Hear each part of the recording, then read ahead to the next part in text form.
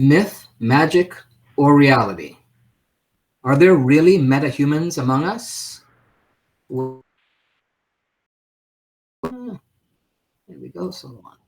Welcome everybody to today's stream.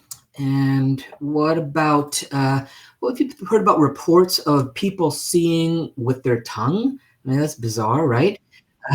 Or an increase in the amount of people who can do complex mathematical equations faster than you can punch it into a calculator, or even a girl who can correctly determine the exact dimensions of an object 20 feet away. And I mean, it makes you wonder, what's the formula for being superhuman? In today's stream, we talk about your brain and how much of it we use to experience reality, and can we do more? Hello, everyone. Welcome to Hacking the Infinity Matrix, episode number 27.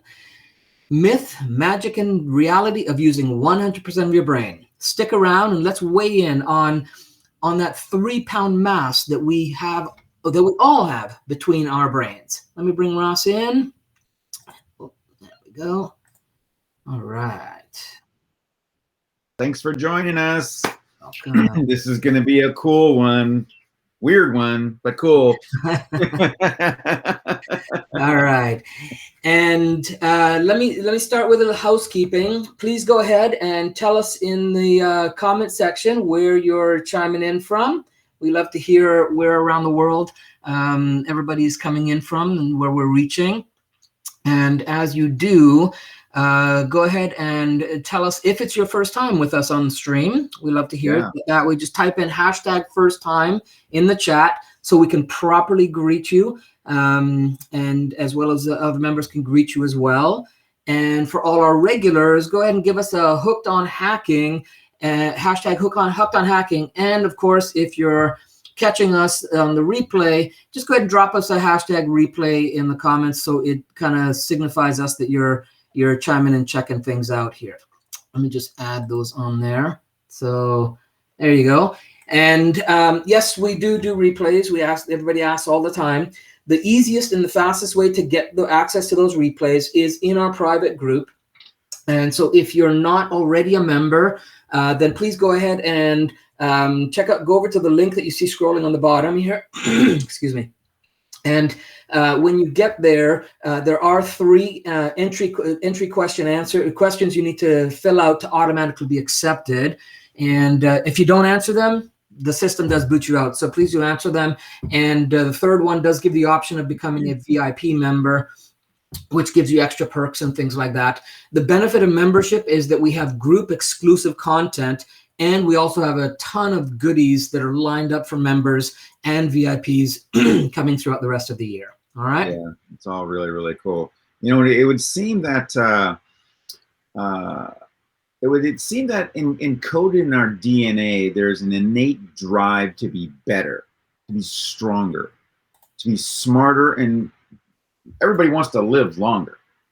But along with that drive comes the potential or rewards and or consequences. So join us tomorrow for tomorrow's Down the Rabbit Hole. And we're going to talk more about life hacking, biohacking, psychohacking, and also soul hacking. So that's the topic for tomorrow's Down the Rabbit Hole episode. It's a new weekly segment that we just started doing. The first one was last Friday, so it was really, really cool. It was very, very fun because it's very interactive, and it's live on Fridays at 9 a.m. And Gary, I think we have is the Zoom link down below? I put it up on the screen. Is it not? It's up on the screen? Okay. Yep, there it is. Yeah. So mark that down. There'll also be reminders in the on the pages, but. Just go to hackingtheinfinitymatrix.com/rabbit hole, and that'll just register you for the Zoom. We've tried doing this we tried doing this on rooms last week, and they got to work some details out on that one. Surprise! Facebook doesn't have this stuff together. But this is your chance to join us on a live interaction. So this is something where we kind of give you the topic.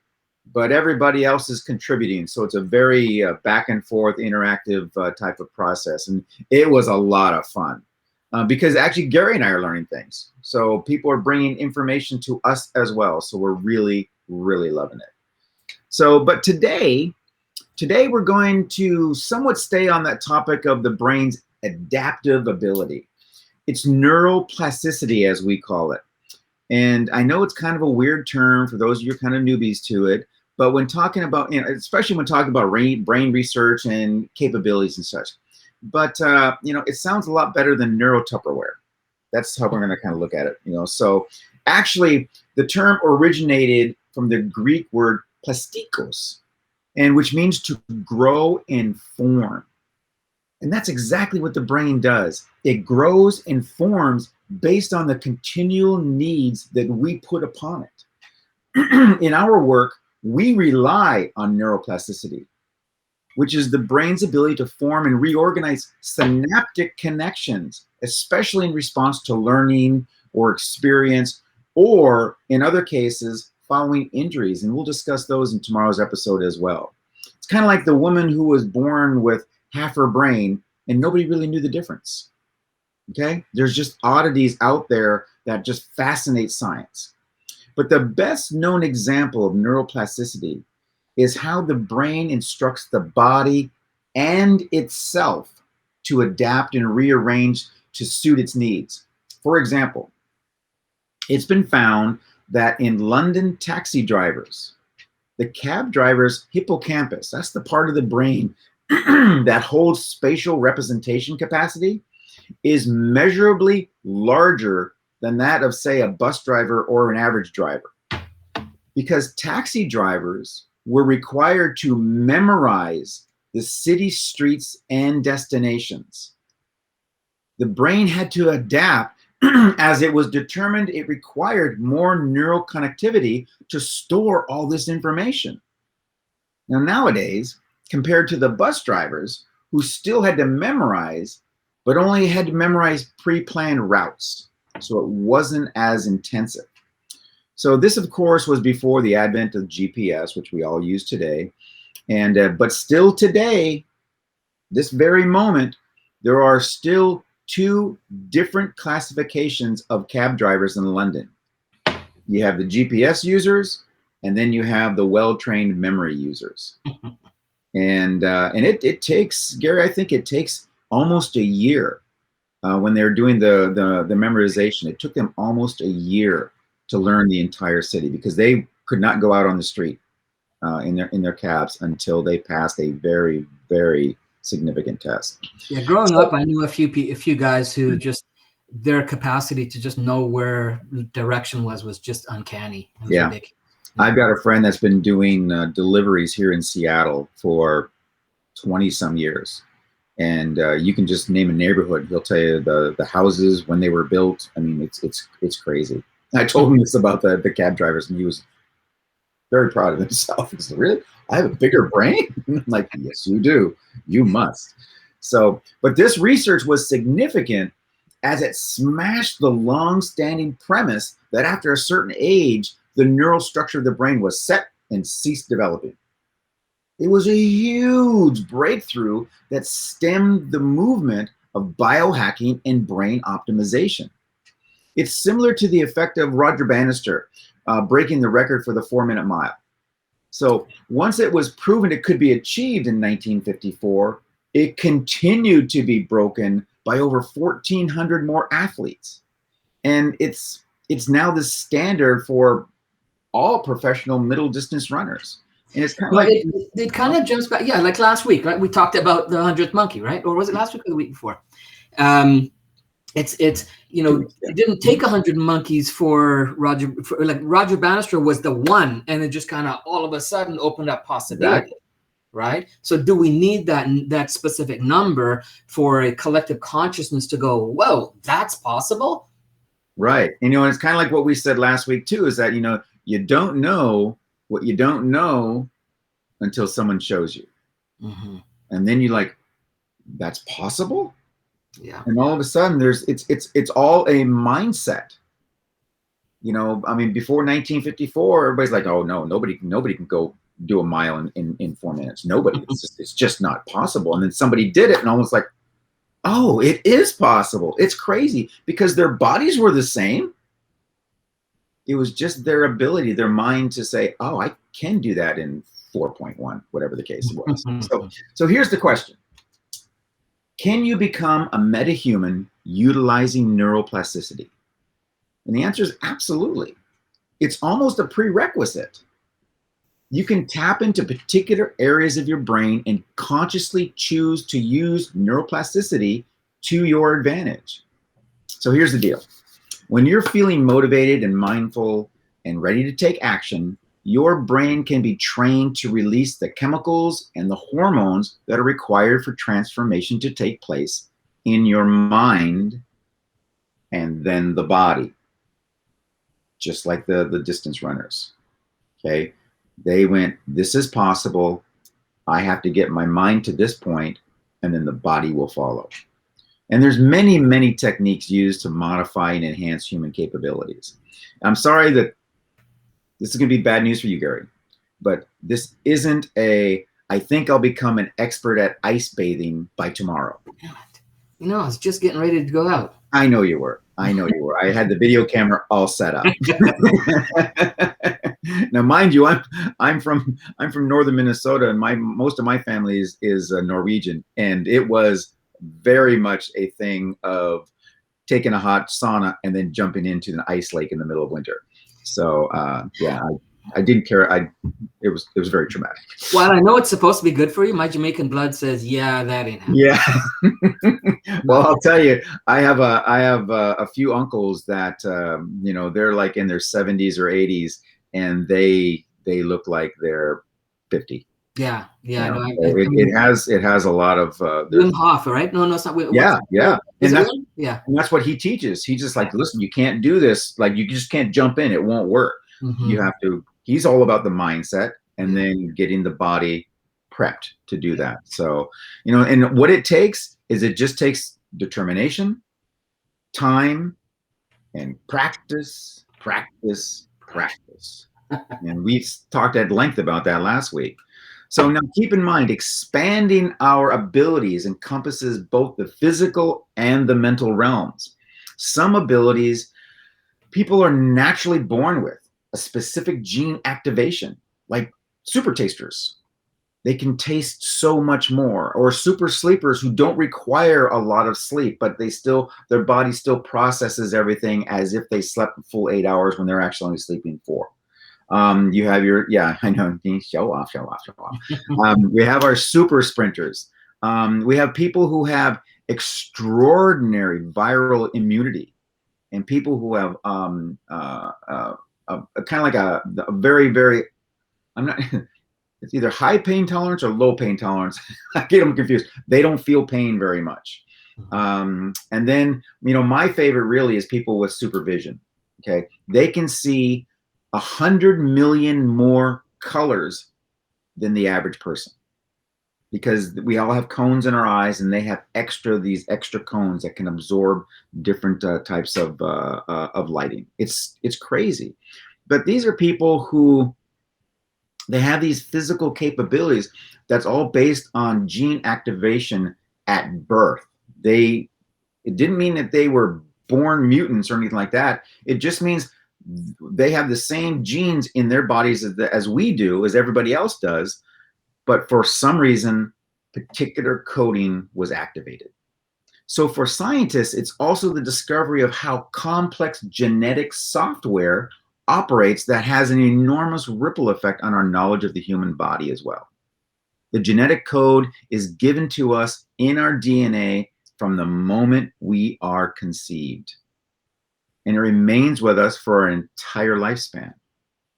But our thoughts and our environment and lifestyle can affect every single line of this code. What do we call that? It's known as epigenetics. So you think you have access to all this DNA just by being born? Well, not really. Most of us don't. It's dormant for a reason. but you have to push your body to activate it. And that does work, but you have to really work hard to get there. So gene expression is to the human body what computer codes are to programs. Genetics and epigenetics are the blueprints that make us who we are. These blueprints are both permanent DNA and under a constant state of revision, epigenetics. It's really similar to, Gary, what we talked about in the 7-day quest. Hmm. You know, you have a certain program that's working, and we show you how the environment can modify that program. So this genetic dance controls our physical appearance, our personality, our health, and even how long we live. It makes a huge difference. Another incredible superhuman hack is the ability to enter flow state, my favorite.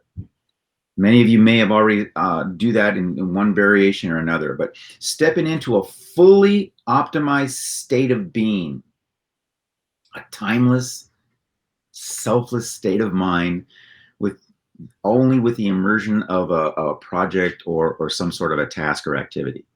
This optimal state of productivity takes you out of your monkey mind and enhances your creative state, thus forming a perfect blend for flow. In the flow state, 3 neuroactivities are in hyperdrive: your future predicting, your information processing, and your pattern recognition. You hear a lot of athletes, a lot of people that Gary knows, martial arts, same type of thing, is that, you know, they always talk about they get to this state where everything just works and they just lose sense of everything around. Yeah, in Kung Fu we used to call it holistic awareness. So it's like you're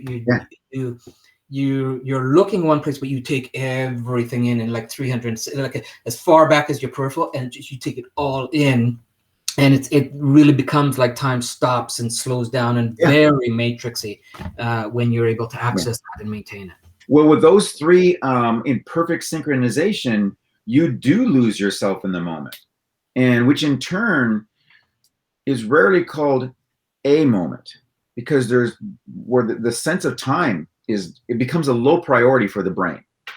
And you know, and Gary, you and I often talk, you know, find ourselves lost in that ecstasy of creation while we're composing our materials for our programs.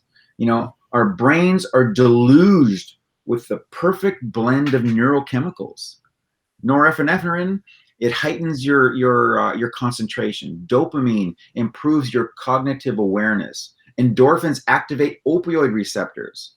Anandamide gives you that feeling of bliss, and then you've got serotonin that lifts your mood, and then my favorite, oxytocin, the love hormone, okay, or as I call it, the puppy hormone.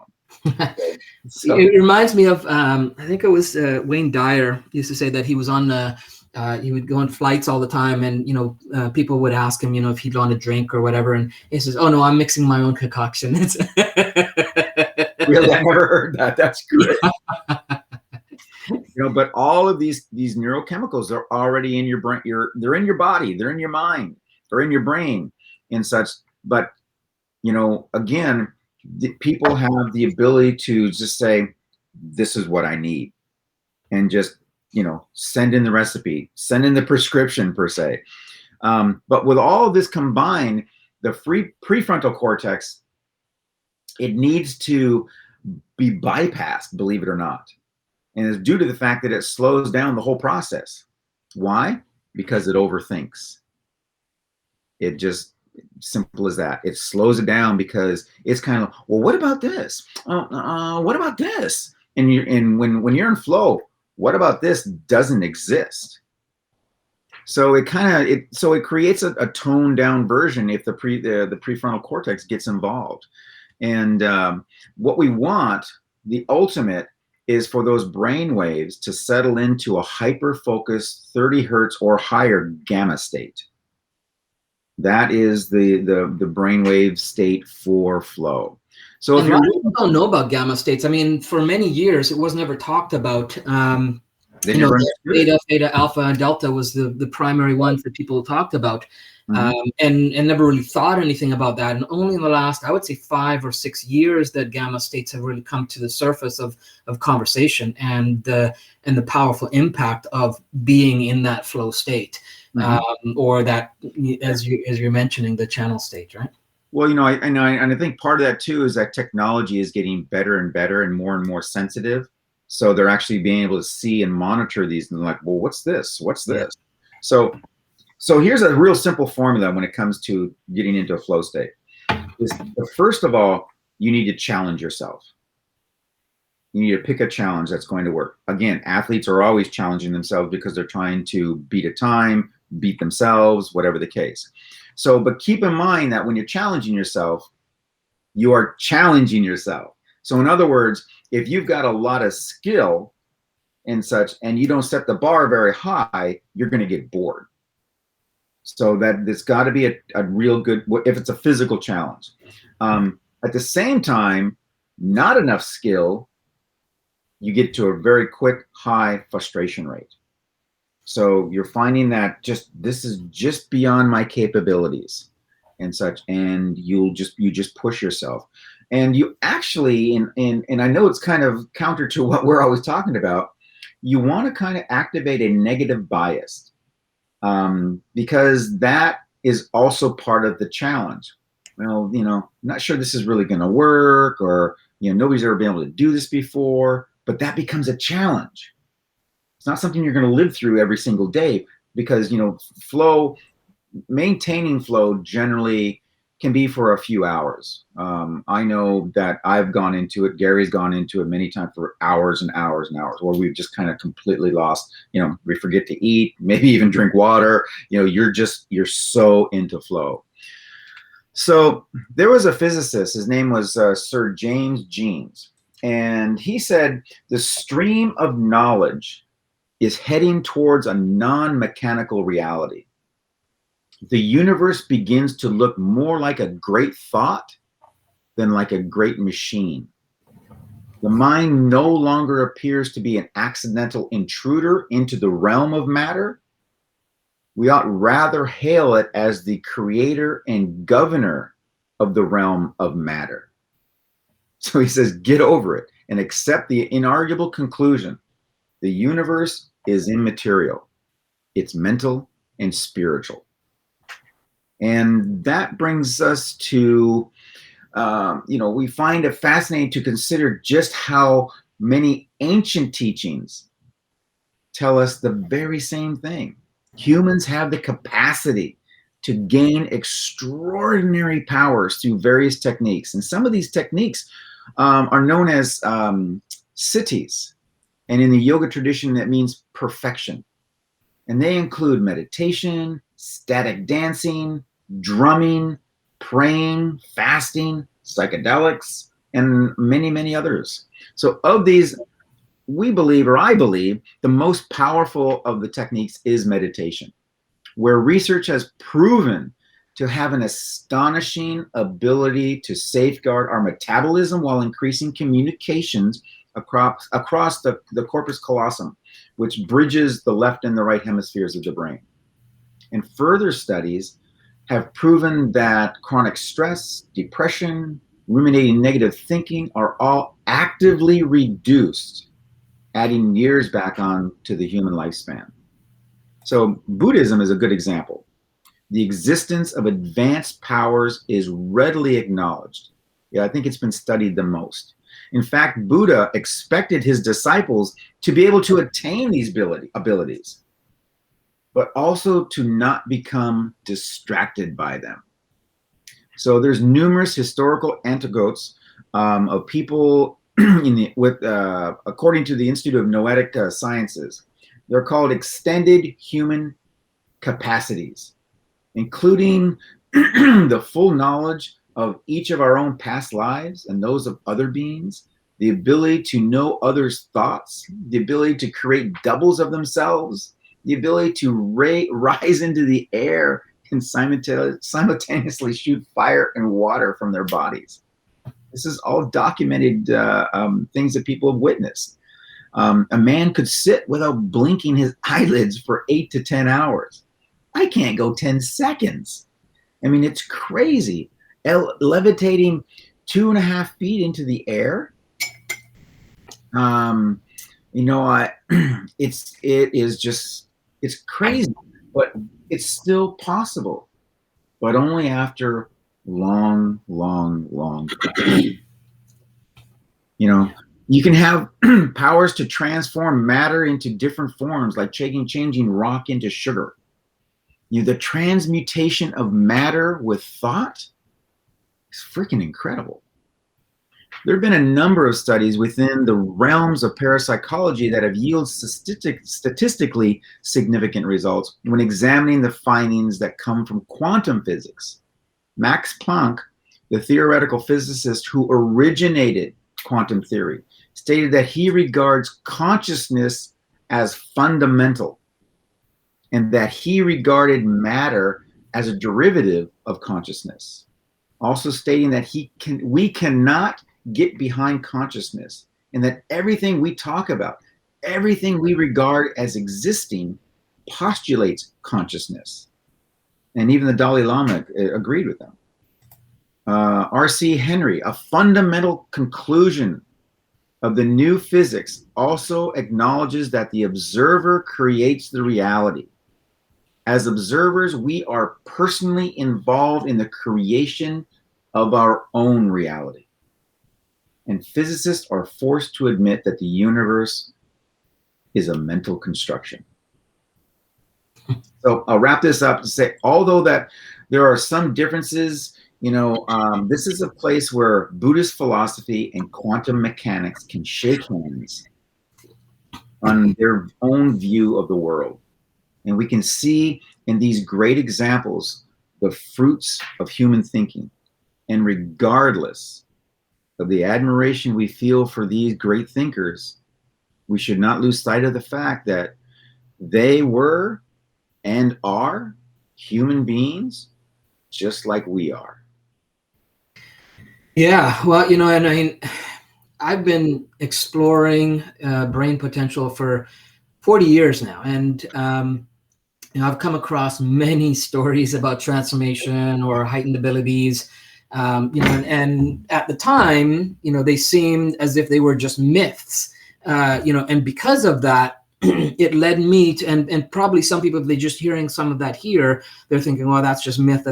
Well, what it did for me was it led me to explore more down those rabbit holes, right? And to go deeper into those subjects and find other examples, and creditable sources, as credible as things could be nowadays, anyways.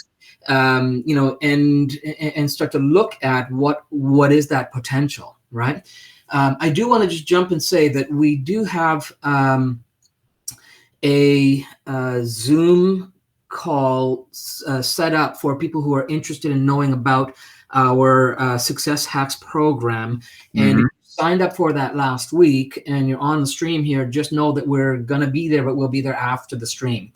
We'll tell you guys here a little bit about it in a second, but if you're here on the stream, just let you know if you're in the Zoom call, you'll just have to wait around for us until we jump onto that. And we'll give the link again for those who want to jump on that. Yeah, for sure. So one of my earliest ventures into the power of the mind took me down the path of what happens with people who have split personalities, right? As I knew it back then. Now it's labeled as dissociative identity disorder, or DID.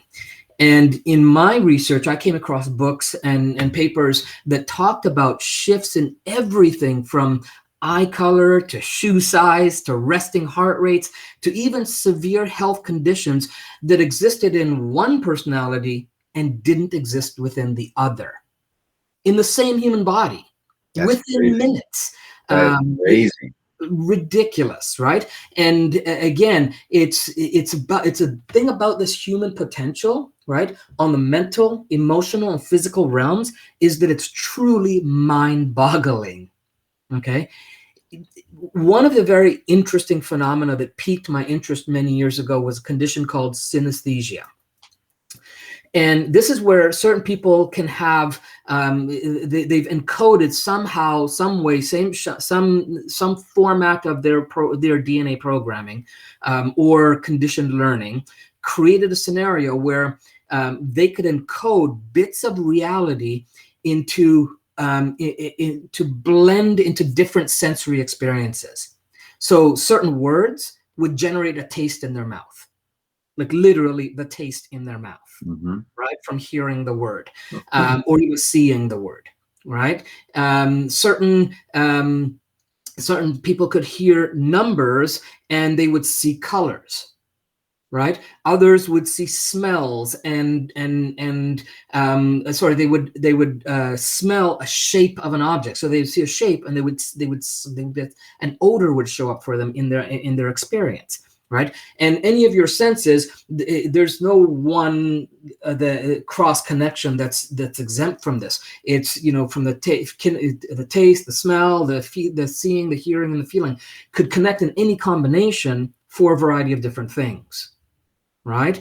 And, you know, and then Rain Man came along, right? Rain Man, the movie, came along, and, you know, it brought to light that, you know, the brain's capacity to process and even retain information, even in someone that is labeled handicapped. Right. Right. You know, so all these stories / myths and even case studies only sparked my desire to find out what aspects of those realities were duplicatable, right? And how is it possible for us as humans to embrace the magic that happens that can be created between the space between the synapses of the brain? Because that's that space, right, where the potential is there, right? And you know, it's where you know, somewhere along the path, I got in my head that if one human can create a certain result, then it's possible for any other human that has the same tools to create that result also. Meaning that if we both have functioning brain, functioning body parts, and an environment to create results, then the only thing that separates us is the actual strategy or program that we need to hack reality for that experience. Right? And little did I know at that time that those were the baseline programs that I needed to get to the point where Ross and I can be teaching you guys and other people from all around the world how to hack reality and level up your lives. Exactly. And that's essentially what the whole Success Hacks program is all about. You know, it's a 7-day program where we spend an hour and a half to 2 hours per day with you to peel back that curtain of reality, to show you an existing matrix code that is and always has been around you, but no one has ever pointed it out. And because you've never realized it was there, you didn't know how to hack it and program it to become, so you can become unstoppable in every or any area of your life. You know, so, you know, well, Gary, we finished the last 7-day, how long has it been? 2-3 weeks? No, it's 4. It's been 4 weeks because we're on the 4th week of the follow-up.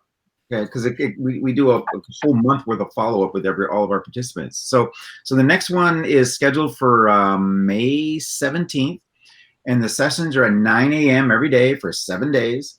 And if you can't make the live class, then we'll be recording them so that you can catch the replay at your own convenience. I mean, we have someone who's in who did everything, did the whole course on replay because, you know, she lived in Malaysia, I think it was. And so we just went back and forth at her convenience. So it was really, really cool. So if you want to know more about the 7-day quest, we're going to be doing a Zoom, Gary spoke earlier, right after this stream. And if you've been following and enjoying all of our streams up to now, you definitely want to jump on the Zoom and when we're done here. So here's the link. I think it's on the bottom of the page. Yeah, it's on the screen. So make sure you write it down and then enter it into your browser. And as soon as we complete this, then Gary and I will jump from this platform to another platform. We're going to take you through some hacks as well. Yeah, as soon as we're done here, we'll jump on that Zoom. And on that Zoom call, you're going to get 3 powerful success hacks that we don't teach anywhere else. Right. Right. And believe me when I say that these hacks can make a difference in the level of success you have in any area of life that's starting today. It's that powerful. So for that alone, you definitely want to hop on over and register right away. So go ahead and do that. You can do that while you're listening to us and just register the Zoom call for the Zoom call there. And I think we might have some people hanging out that are waiting for us right now, so we'll jump on very shortly. So I want to go through, if you are one of the students from our recent 7-day quest, we'd love it if you could pop onto the Zoom to maybe share some of your experience as well. That'd be most appreciated and awesome, but obviously not mandatory. Basically, on this Zoom, you'll be getting a mini sample of what you get in the 7 days and what that would be like. Right. Then we'll tell you what we'll be covering for each of the 7 days, and then what you can expect to get as an outcome from the program, as well as how you can register for it. So once again, the link is right on the screen here. Just go ahead and go to that. And if you get there before us, just hang out. We'll be there as soon as we're done here. All right. So how much of our brains do we actually use? Right, and go ahead and throw it in the comments if you have an idea of how much of our right, because there's a lot of myths around that that have been spread, and there's a fairly common one that we only use 10%. In fact, a medicinal news today reports that there's a study in 2013 which suggests that about 65% of Americans believe we only use 10% of our brain capacity. Right? Diane says 40%. That's huge. Then very few people think that we use that much. Right? So the belief that we only use 10% of our brain capacity is actually a very old myth, which was largely spread by Dale Carnegie in his book, How to Win Friends and Influence People, which is a great book, by the way. Very, very good book. Yes. The figure of 10% was never based on any science or fact. It was simply added to the book and based on something that he heard his college professor say often in class. Right? The percentage that we actually use varies from person to person and is completely contextual. Right? Meaning depending on what's going on and how much of it you need to function and wherever you're functioning. Right. Right? So your brain function is affected by many factors, including but not limited to lifestyle, diet, exercise, and like your genetics, also and maybe even greatly influenced by your environment. Right? Which again comes back to epigenetics. Right. Right? So when it comes to your capacity to experience reality, we like to say you're always using 100% of your brain power. Because when you think about it, you would need 100% of your brain power, your brain capacity to convince yourself that you're only using 10%. That's just how powerful you are. Okay. You're really smart. No, you're not. Yes, you are. Okay. All right. You're not so smart. What we want to do, no, you're not. what we want to do on these live streams is to get you to explore the possibility that there is more to who you are and what you can do. Yeah. And whether it's weekly on these live streams or from posts that we do to the live interactions and conversations on Down the Rabbit Hole or even the Success Hacks program, all of these are for you to develop the tools, skills, and resources to truly hack the infinity matrix and level up your reality. Right? So before I go to the micro hack for consciously utilizing more of your brain potential today, let me do two quick reminders. Right after this, we're doing a live Zoom call to share with you the 3 powerful success hacks and tell you about the 7-day success hacks program. Go to that link, check it out, and we'll meet you on there. Also, tomorrow morning, right, you can join us at, let me just switch this up and add that one. Here we go, do that instead. There we go. All right. Tomorrow morning at 9 a.m. We're going to be doing Down the Rabbit Hole, and that's going to be streamed only to the group page, but you can join us in the conversation and join us live on that Zoom link to register there. Both links are here for you to register, and we'll post them as well for you to register and join us. And Gary, I just can't stress that, tomorrow is really all about everyone else that's on the call. It's not us, on our conversation, right? Yeah. It's just like, listen, we're going to share some information. We're going to spark a conversation, and everybody this is a back and forth. And last week's was our premiere, and it was so cool. It was just so fun because people can then just live ask their questions, or live we're asking them questions. So it's very, very interactive. All right. So today's hack. This hack is one I developed when I was a teenager, just to test out my ability, because I did a lot of experimenting with, how to, tap into different parts of my brain and my capacity. And so it was my ability to test my ability to control when I woke up in the mornings, and it led to me not using or needing an alarm clock to wake up. Okay, no matter what time I go to bed or what time I've got to get up. So here's what you do. So first step, just before closing your eyes to go to sleep, look at a clock or a watch. Okay, so have some clock or watch within your vision range. Number 2, decide on the exact time that you want to wake up.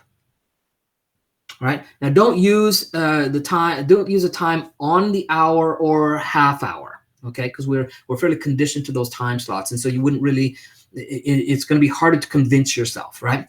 What I want you to do, I want you to pick a specific and unique time, like 6:27, right, or 5:03. Okay, and imagine the clock or watch, right, that you're looking at is showing you that time, whether it's digital or analog. Do make sure that you're envisioning the AM time if you want to wake up in the morning, or the PM time or if you want to evening, because your mind will distinguish. All right, right. Then, right, you're going to program into the matrix by saying, I will wake up at 6:27 a.m. tomorrow morning, naturally and easily. You're going to repeat that 10 times. Right? I will wake up at whatever time tomorrow morning, naturally and easily. Repeat that 10 times, right? And then while looking at your watch, then close your eyes and go to sleep, right? And then notice what happens. In the beginning, as you start to build trust in yourself, because this is a part of building trust in your capacity to inject a program, and then the reality, show up that way.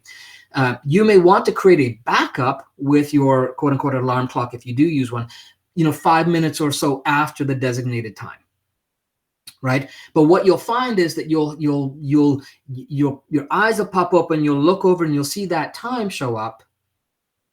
You may choose to wake up or not, but that's a choice. That's a different thing. Okay. But the fact that you woke up is different from getting up, right? So waking up at that time is the first part, and as you build more confidence in your ability to wake up at that time, you'll just be able to say what time you want to wake up, and then you'll just wake up. It won't have to do that whole repetition process. You need to build that trust and that reliability in that happening. Right. And again, a quick note on this. You may find that your eyes open and look at the clock at the exact time, but then you decide to go back to sleep. That is a choice, not a sign that this didn't work. Right. You first build up your trust, and then you can work on refining your actual waking up process, because that's a different thing. Right. And then doing this as a teenager where waking up was not the priority most of the time for me. Right? I was able to wake up at exact times that I wanted, but getting up and out of bed was another hack that I had to develop. And in future streams, maybe we'll cover those as well. right? But for today, for everyone, just do those steps. And the final step is once you notice the time, right, and you wake up at that time, you want to, at some point, whether it's right away if you remember or later as you remember, you want to thank your unconscious mind for responding to the suggestion you gave it. So you say, thank you, unconscious mind, for waking me up at that time that I asked for. You want to create that relationship with that inner self, that inner matrix, so that there's a unity and a harmony in the communication and the response to the communication. I think that's the key, Gary. I think it's a major key. It's a major key of this whole process. Yes. Yeah. For any of these types of processes to work, is the conscious mind and the subconscious mind have got to have that connection. Yeah. Right. One of my mentors actually told me that I should have relatively have a cross communication, thanking the other your unconscious mind. Just thank you very much for being there. Thank you very much for all the things that you've done for me. Mm-hmm. Yeah. Well, which we talk about as feelings too. Yeah, absolutely. It kind of does. Yeah. Yeah. So that's it for today, everyone. Remember to jump on the Zoom right after this to hear about the Success House program. And tomorrow we'll be live streaming down the rabbit hole to the group on Zoom. So again, the links are there. Please register for those, and then we will see you on those calls. All right. Thanks everyone for showing up, and we will jump over to Zoom, and we'll see you there. All right. Bye-bye. Bye-bye.